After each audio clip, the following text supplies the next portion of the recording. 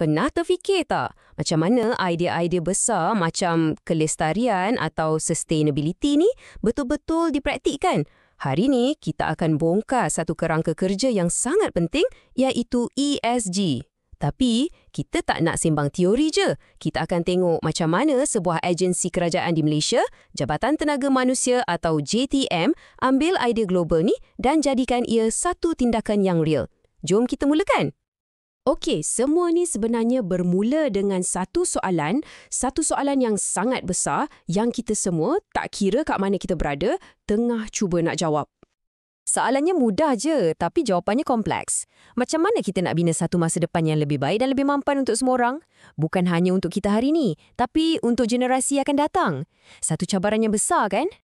Nasib baik kita tak bermula dari kosong. Sebenarnya dah ada satu plan tindakan global. Ia dipanggil Matlamat Pembangunan Mampan atau nama glamour dia SDGs. Boleh bayangkan ia macam Waze untuk planet kita. Satu peta jalan dengan 17 destinasi utama yang dipersetujui oleh hampir semua negara di dunia. Daripada isu kemiskinan sampailah ke perubahan iklim. Jadi untuk kita faham semua ni, ini perjalanan kita hari ini. Kita akan mulakan dengan gambaran besar global, lepas tu kita zoom in sikit pada kerangka ESG, kita bedah siasat setiap komponennya dan kita tengok contoh real dari JTM. Akhir sekali, kita akan bincangkan kenapa semua ni penting untuk kita. Baik, kita dah tahu kenapa kita perlukan perubahan sebab ada matlamat besar macam SDGs tu. Sekarang persoalan seterusnya ialah macam mana kita nak buat? Kat sinilah satu kerangka kerja yang power masuk dalam cerita. Sebabnya, untuk capai matlamat global yang besar ni, tak boleh harapkan kerajaan semata-mata kan? Setiap syarikat, setiap institusi, setiap organisasi, semuanya kena main peranan. Mereka perlukan satu kanta untuk tengok operasi mereka sendiri dan tanya, adakah kami sebahagian daripada penyelesaian? Dan kanta tu, itulah ESG. ESG ni ibarat jembatan. Dia sambungkan matlamat-matlamat besar SDGs tadi tu dengan tindakan harian sesebuah organisasi. Dengan ESG, kita boleh ukur kejayaan bukan setakat dari segi untung rugi, tapi dari segi impak sebenar kepada planet dan juga masyarakat. Okey, jom kita bedah siasat sikit. Apa benda sebenarnya yang ada di sebalik setiap huruf dalam ESG ni? Bila kita faham E, S dan G ni, barulah kita nampak dengan jelas macam mana kelestarian ni berfungsi dalam dunia bisnes dan organisasi. ESG ni berdiri atas 3 tiang utama ataupun 3 tunggak. E untuk environmental, S untuk social dan G untuk governance. Jom kita tengok satu-satu.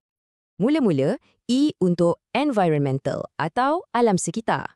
Yang ni semua tentang hubungan sesebuah organisasi dengan planet kita.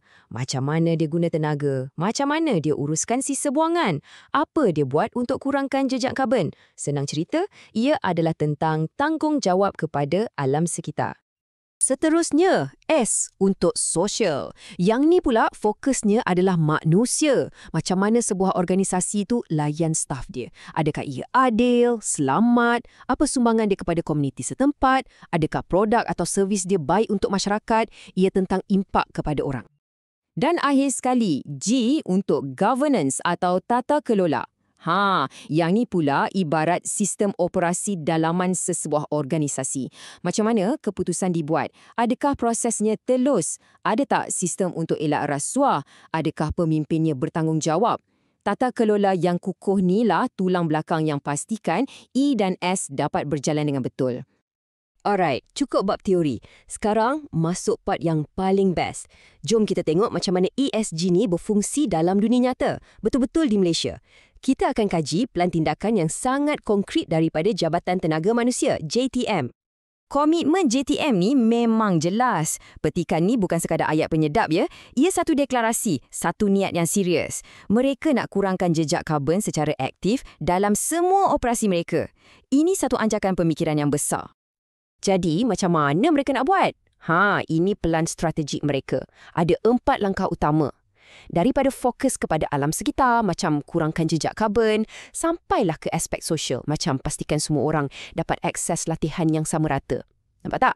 Pelan ni meliputi semua aspek E, S dan G. Sangat komprehensif. Dan sesebuah pelan yang bagus, mesti ada sasaran yang jelas dan boleh diukur kan? JTM bukan setakat ada strategi. Mereka letakkan sasaran yang spesifik untuk jangka pendek dan juga jangka panjang. Ini menunjukkan mereka serius dan ada perancangan yang rapi. Dan sasaran mereka bukan calang-calang tau. Tengok nombor ni. Menjelang 2025, matlamatnya ialah 75% penggunaan tenaga di kampus-kampus di bawah JTM datang daripada sumber hijau. Wow, ini bukan lagi angan-angan. Ini satu sasaran yang sangat bercita-cita tinggi. Cara mereka susun sasaran yang pun bijak. Untuk jangka pendek, mereka fokus pada asas yang kukuh. Hijaukan kampus, urus air dan sisa, kurangkan plastik. Untuk jangka panjang pula, visinya lebih besar. Bina ekosistem makanan yang lestari, guna pengangkutan mesra alam dan dapatkan pensijilan rasmi. Nampak tak? Ia satu langkah demi satu langkah. Jom kita zoom in sikit kat salah satu sasaran jangka panjang tu. Ekosistem makanan lestari. Bunyi macam gempak kan? Tapi JTM pecahkan ia kepada tindakan yang sangat praktikal. Ada kebun dalam kampus, ada polisi untuk kafeteria, ada kempen Hari Tanpa Gula dan ada pengurusan sisa makanan. Terus idea besar tu jadi sesuatu yang kita boleh nampak dan faham. So, anda mungkin tertanya-tanya, kenapa kita kena ambil peduli pasal plan ESG sebuah jabatan kerajaan ni? Apa kena mengenanya dengan kita, dengan negara? Sebabnya mudah. Ini bukan cerita pasal JTM semata-mata. Tindakan mereka ni adalah sebahagian daripada satu gerakan yang lebih besar. Satu anjakan kolektif seluruh negara ke arah masyarakat yang lebih mampan, yang selari dengan aspirasi negara seperti Malaysia Madani. Setiap inisiatif macam ni adalah ibarat seketul bata yang membina masa depan kita bersama. Dan petikan ni, ia merumuskan segalanya dengan sempurna. Polisi baru, teknologi canggih, semua tu penting. Tapi, transformasi yang sebenar, yang berkekalan, ia bermula dari sini, dalam kepala kita. Ia perlukan anjakan cara kita berfikir.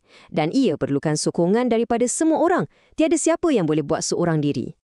Jadi, kita dah lihat macam mana satu idea global yang besar diterjemahkan menjadi satu pelan tindakan oleh sebuah organisasi di Malaysia. Sekarang, persoalannya kembali kepada kita. Setiap transformasi yang hebat dalam sejarah bermula dengan satu langkah kecil. Jadi, persoalannya, apakah langkah anda?